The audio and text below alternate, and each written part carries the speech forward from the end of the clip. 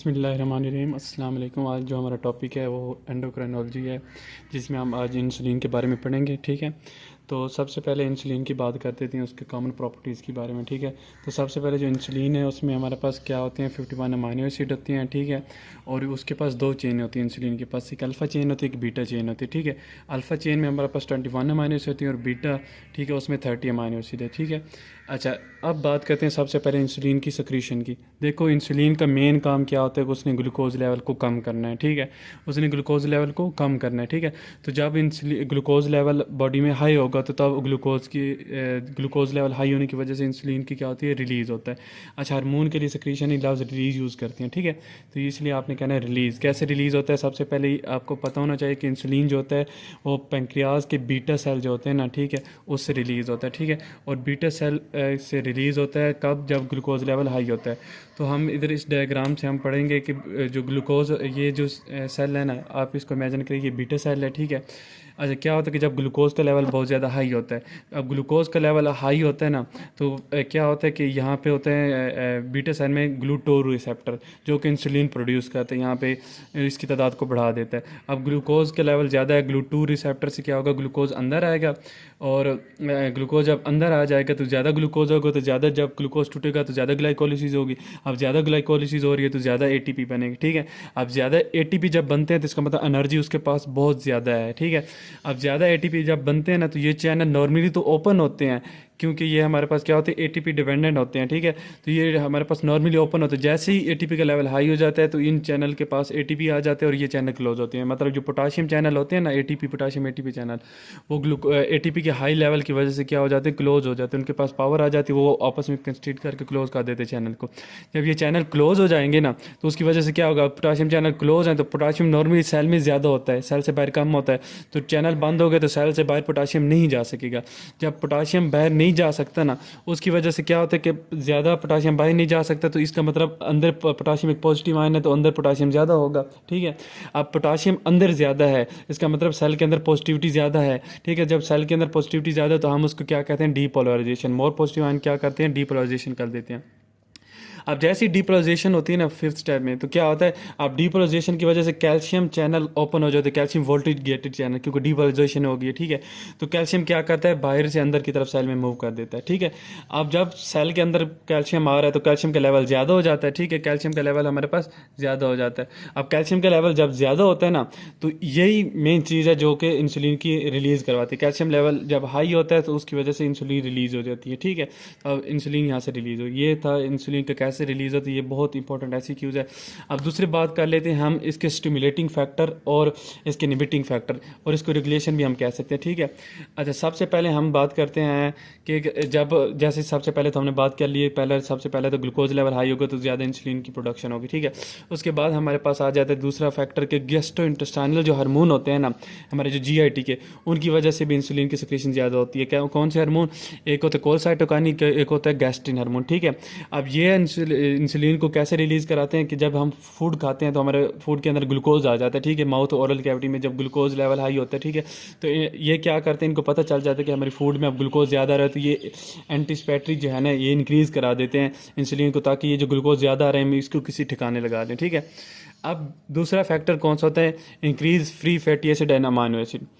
एक चीज़ आप जहाँ पे याद कर लें कि जब भी ग्लूकोज का लेवल हाई होता है ना, ग्लूकोज का लेवल हाई, तो इंसुलिन क्या कहती है, उस ग्लूकोज को या तो तोड़ देगी, पहली बात, या दूसरी बात उस ग्लूकोज को प्रोटीन में कन्वर्ट कर देगी। ठीक है, या तीसरी बात उस ग्लूकोज को लिपिड में कन्वर्ट कर देगी। ठीक है, अब अगर फ्री फैटी एसिड और अमाइनो एसिड ज़्यादा हैं तो फ्री फैटी एसिड और अमाइनो एसिड जो होते हैं ना, वो ग्लूकोज में कन्वर्ट हो सकते हैं। ठीक है, और हाँ, इंसुलिन ने तो ग्लूकोज का लेवल कम करना है, इसलिए वो चाहती है कि कोई भी ऐसी चीज़ ना हो जो कि ग्लूकोज बनाए। तो फ्री फैटी एसिड और अमाइनो एसिड का जब लेवल हाई होता है ना, तो उसकी वजह से इंसुलिन की सिक्रीशन ज़्यादा होती है, ताकि फ्री फैटी एसिड को ट्राइसाइग्लिसरॉल में कन्वर्ट कर दे और अमाइनो एसिड को प्रोटीन में कन्वर्ट कर दे, ताकि ये मौजूद ना हो, जिसकी वजह से हमारा से ग्लूकोज की प्रोडक्शन ना हो। तीसरा होता है पैरासिम्पैथेटिक सिस्टम।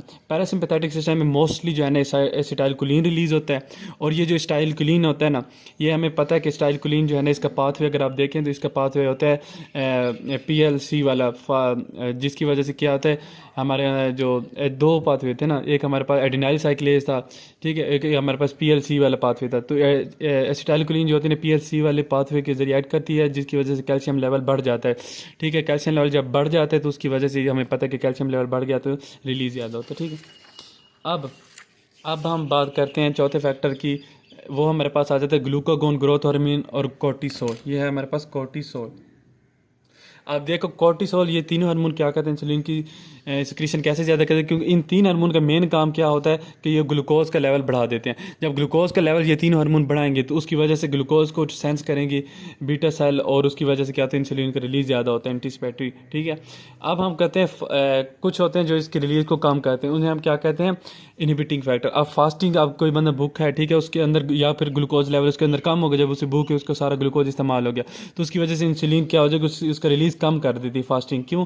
ताकि इंसुलिन ज़्यादा ना बने, हमारे पास बॉडी में हमें ग्लूकोज चाहिए। जब इंसुलिन तो बनेगा तो वो तो ग्लूकोज कम कर देगा, हमें तो ग्लूकोज चाहिए, ठीक है। और सिंपैथेटिक सिस्टम जो होता है एपिनेफ्रिन, वो भी इंसुलिन की सिक्रेशन को कम कर देता है, ठीक है। एपिनेफ्रिन डायरेक्ट एक्ट करता है ग्लूटो रिसेप्टर पे, और वहाँ पे जो है ना बीटा सेल पे एक्ट करके उसकी रिलीज को कम कर देता है। अब ये हमारी चीज़ें थी। इसके बाद हम एक एक करके हम देखें कि इंसुलिन का कैसे इफेक्ट होता है कार्बोहाइड्रेट पे, कैसे लिपिड पे होता है, और कैसे इसका इफेक्ट होता है प्रोटीन पे। तीन चीज़ें ये बहुत इंपॉर्टेंट ऐसी चीज़ें, बहुत ध्यान से आपने देखना, ठीक है। अब क्या होता है कि इंसुलिन जो है, इंसुलिन हमारे पास क्या करता है, ग्लूकोज को, ये ग्लूकोज पड़ा है, या तो इसको इंसुलिन का इसको प्रोटीन के अंदर कन्वर्ट कर देगा, या इस ग्लूकोज को लिपिड के अंदर कन्वर्ट कर देगा, या इस ग्लूकोज को तोड़ देगा। ये तीन मेन रास्ते हैं इसके, ताकि वो ग्लूकोज को कम करे। तो कार्बोहाइड्रेट पे क्या इफेक्ट होगा, ये हर वो काम करेगा जिससे ग्लूकोज का लेवल कम हो जाए। सबसे पहले क्या करेगा, वो ग्लूकोनियोजेंसिस को कम कर देगा। देखो ग्लूकोनियोजेंसिस से ग्लूकोज बढ़ रहा है तो वो ग्लूकोनियोजेंसिस को कम कर देगा। कैसे कम करता है, जो ग्लूकोनियोजेंसिस के रेगुलेटरी एंजाइम होते हैं ना, उनको इनहिबिट कर देता है। जब एंजाइम इनहिबिट हो जाएंगे तो ग्लूकोनियोजेंसिस नहीं होगा। ये उसके एंजाइम है, आप पायरुवेट, कार्बोक्सिलेज, पिप कार्बोक्सिलेज, ये आपने कार्बोहाइड्रेट मेटाबॉलिज्म में किए हुए एंजाइम, ठीक है। ये 4 रेगुलेटरी एंजाइम मैंने लिख दिए। दूसरा वो क्या करता है कि इनहिबिट कर देता है दूसरा वो इनहिबिट करता है ग्लूकोजिनोलाइसिस को। इसका मतलब क्या होता है कि वो ग्लाइकोजन के जो टूटने का प्रोसेस है ना, लाइसिस का ग्लाइकोजन की, उसको इनहिबिट कर देते। क्यों? क्योंकि जब ग्लाइकोजन ज़्यादा टूटेगी तो ग्लूकोज ज़्यादा बनेगा, और हमें तो ग्लूकोज को कम करना है, तो वो इसको इनहिबिट कर देते हैं ताकि ग्लाइकोजन ज़्यादा ना टूटे। और तोड़ने वाले ये दो एंजाइम होते हैं, ग्लाइकोजन फास्फोराइलेज और ग्लूकोज 6 फास्फेटेज, इन दोनों को इनहिबिट कर देते। थर्ड वो क्या करते हैं, ग्लाइकोलिसिस को इंक्रीज कर देते हैं। ग्लाइकोलिसिस क्या होती है कि ग्लूकोज को तोड़ने के प्रोसेस को ग्लाइकोलाइसिस कहते हैं, ठीक है। वो जब ज़्यादा होगा तो ग्लूकोज ज़्यादा टूटेगा, बॉडी के अंदर ग्लूकोज को कम होगा, ठीक है। तो मेन मकसद इसका क्या है कि ग्लूकोज को कम कर देना है, ठीक है। ये हर वो काम करे। आखिर वो काम क्या करेगा, ग्लाइकोजन की सेंसिस को इंक्रीज कर देगा। देखो ग्लूकोज ग्लाइकोजन में कन्वर्ट हो रहा है, ठीक है। जब ग्लाइकोजन में कन्वर्ट हो रहा है तो फ्री ग्लूकोज हमारे पास कम है, तो इसका मेन काम क्या था, ग्लूकोज कम करना, ठीक है। तो ये सारे वो काम करेंगे जिससे ग्लाइकोजन बने और टूटे ना, और दूसरे वो सारे काम करेंगे जिससे ग्लूकोज टूटे और बने ना, ठीक है। ये चीज़ आप याद रखें। अब आते हैं इंसुलिन की बारी। अब लिपिड की बारी आती है कि इंसुलिन के लिपिड पे क्या इफेक्ट होता है कि ये लिपिड की सेंसिस इंक्रीज कर देते हैं। लिपिड की सेंसिस को क्या करते हैं, इंक्रीज कर देते हैं। मैंने पहले बताया था कि ग्लूकोज को या लिपिड में कन्वर्ट कर देगा या प्रोटीन में। तो लिपिड की सेंसिस कैसे इंक्रीज हो जाती है, पायरुवेट डिहाइड्रोजिनेज को एक्टिवेट कर देगी, इन सब एंजाइम को एक्टिवेट करेगा। जब पायरुवेट डिहाइड्रोजिनेज एक्टिव होता है तो पायरुवेट जो होता है वो ज़्यादा से ज़्यादा एसिटाइल कोए में कन्वर्ट होता है। जब एसिटाइल कोए ज़्यादा बनता है तो वो ज़्यादा से ज़्यादा फ्री फैटी एसिड में वो ज़्यादा से ज़्यादा फैटी एसिड में कन्वर्ट हो सकता है एसिटाइल कोए, और एसिटाइल कोए का कोलेस्ट्रॉल में भी कन्वर्ट हो सकता है, ठीक है। तो ये सारे वो काम करेगा। तो फिर इस एसिटाइल कोए कार्बोक्सिलेज को एक्टिव करता है जो कि रेगुलेटरी एंजाइम है फैटी एसिड का, ताकि ज़्यादा से ज़्यादा फैटी एसिड बने। ठीक, इसने लिपिड को बढ़ाना है, इसने हर वो काम करेगा जिससे लिपिड बढ़ेंगे, और हर वो काम करेगा जिससे लिपिड कम टूटे ताकि ग्लूकोज ज़्यादा ना बने। और इसी तरह HMG कोए रिडक्टेज, ये हमारे पास एंजाइम है जो कि कोलेस्ट्रॉल को बनाता है, तो वो उसको एक्टिवेट कर देगा, रेगुलेटरी एंजाइम है, ठीक है। और G6PD ये वो एंजाइम है जो HMP शंट में रेगुलेटरी एंजाइम है, तो HMP शंट को भी इंक्रीज कर देगा ताकि ज़्यादा से ज़्यादा ग्लूकोज HMP शंट में चला जाए, ठीक है। अब दूसरा ये क्या कहते हैं, लिवर जो होता है ना, इंसुलिन लिवर में ना ग्लूकोज जो होता है उसको ट्राइसाइक्लिसरॉल में कन्वर्ट कर देता है। तो मेनली इसका क्या काम था कि उसको बढ़ाए, ठीक है। अब हम इसका देखते हैं इंसुलिन का हमारे पास लिपोलाइसिस को मैंने पहले बता दिया कि लिपिड को कम तोड़ेगा ताकि जब लिपिड ज़्यादा टूटेंगे ना तो वो फैटी एसिड ज़्यादा बनाएंगे, तो फैटी एसिड जो ग्लूकोज में कन्वर्ट हो सकते हैं, ठीक है। तो ये लिपोलाइसिस को इनहिबिट करता है, ठीक है। बार बार वही चीज़ आ रही है कि लिपिड को बनाता ज़्यादा है, तोड़ता कम है, ठीक है। इसी तरह ये ट्राइसाइक्लिसरॉल की सेंसिस को इंक्रीज़ कर देता है। कैसे इंक्रीज़ कर देता है कि वो लिपोप्रोटीन लाइपेज एंजाइम है ना उसको एक्टिव कर देता है। ये यहाँ पर आपने लाजमी याद रखना है, हार्मोन सेंसिटिव लाइपेज जो होते हैं ना HPL, उसको वो इनहिबिट करता है क्योंकि वो तो लिपोलाइसिस में होता है, और LPL इसको एक्टिवेट करता है क्योंकि वो ट्राइसाइक्लिसरॉल की सेंसिस में होता है। तो ये मोनोसेंसरी लाइपेज है और लिपोप्रोटीन लाइपेज आपस में मिक्स नहीं होने चाहिए। फिर हमारे पास होता है कीटोजेनेसिस जो होता है ना उसको डिक्रीज़ कर दे, और कीटोजेनेसिस का रेगुलेटरी एंजाइम ये है, ठीक है। आप ये नोट्स साथ साथ बना लें और इसी तरह बिल्कुल लिख दें, इंशाल्लाह आपके मार्क्स अच्छे आएंगे। अब लास्ट जो है ना प्रोटीन पे इसका क्या इफेक्ट होता है, वही बात कि प्रोटीन की सेंसिस को इंक्रीज़ कर देगा और प्रोटीन की डिग्रेडेशन को रोक देगा, यही बात होगी। देखो इन ट्रांसक्रिप्शन को ज़्यादा कर देगा ताकि ज़्यादा ट्रांसक्रिप्शन से हमें पता है कि ट्रांसक्रिप्शन से मैसेंजर आरएनए बनता है, मैसेंजर आरएनए से क्या बनता है हमारे पास वो राइबोसोम के पास जाता है और वहाँ से प्रोटीन की सेंसिस कराता है। तो ट्रांसक्रिप्शन ये इवेंचुअली क्या करेगा, ट्रांसक्रिप्शन को इंक्रीज़ करेगा ताकि प्रोटीन ज़्यादा बने, और इसी तरह वो राइबोसोम को ज़्यादा बनाएगा ताकि प्रोटीन की ज़्यादा सेंसिस हो, ठीक है। और इनहिबिट करता है प्रोटीन की डिग्रेडेशन को, ठीक है। कैसे इनहिबिट करता है प्रोटीन की डिग्रेडेशन, हमने first lecture of protein metabolism में किया था कि वहाँ पे दो प्रोसेस होते हैं, या तो लाइसोसोमल प्रोटीएज होता है प्रोसेस या यूबिक्यूटिन डिपेंडेंट प्रोटीएज प्रोसेस होता है, ठीक है। तो इन दोनों प्रोसेस को इनहिबिट कर देते हैं ताकि ज़्यादा से ज़्यादा प्रोटीन जो है वो ना टूटे, ठीक है।